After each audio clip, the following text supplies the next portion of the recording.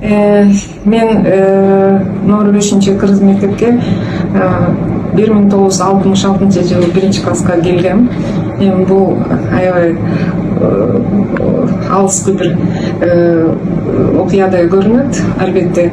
Бирок мен үчүн бул мындай убакыт зымырап учкан убакыттай болуп эле сезилип атат. Ошол мектепке 1-класска келгенде биздин класста бир эле класс ачылган болчу. Ал класска 20 эле бала келген. Мен ошол жылы Рахима Кизбаева деген аябай белгилүү педагог эжекенин классына келип окуй баштаганмын. Себеби ал мугалимдин 1-классты ала турганын менин өзүмдүн апам студенттерди практикага алып барып жүрүп, анан кийин билип калганда ошон үчүн өзү көздөп ошол кишинин колуна тапшырган.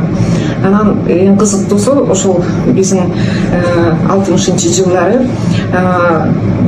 Кыргызстанда кыргыз мектептери өтө эле аз болчу. Мындай келип окуп турган мектеп жалгыз эле ушул номер 5 мектеп болчу. Калган дагы 1-2 мектеп интернат катары иштешкен.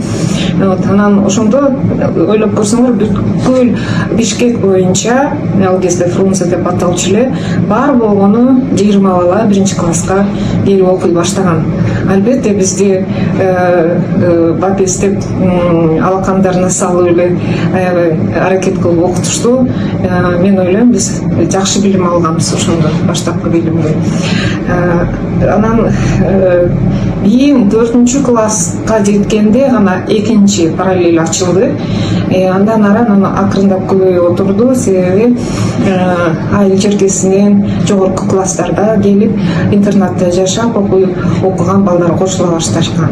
Ошон үчүн мен бул мектептин тарыхын 1-класстан бери мектеп аяктаганга чейин жакшы билем, активдүү окуучу болдум. Мектепти акырында алтын медаль менен бүтүргөм. Бул мектеп менен параллельно мен дагы Шубин атындагы балдар музыкалык мектебинде бүтүргөм. Ошон үчүн чыгармачылыкка дагы, анан коомдук ишке дагы активдүү катыштык. Дагы бир кызыктуу фактын айта кетейин.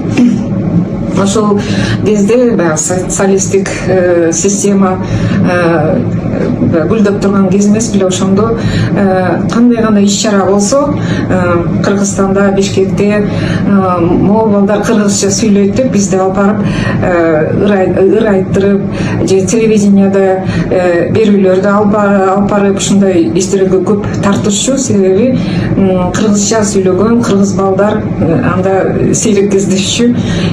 Ошондой кызыктуу дагы моменттер болгон. Мен мектебиме аябай ыраазымын, жана сыймык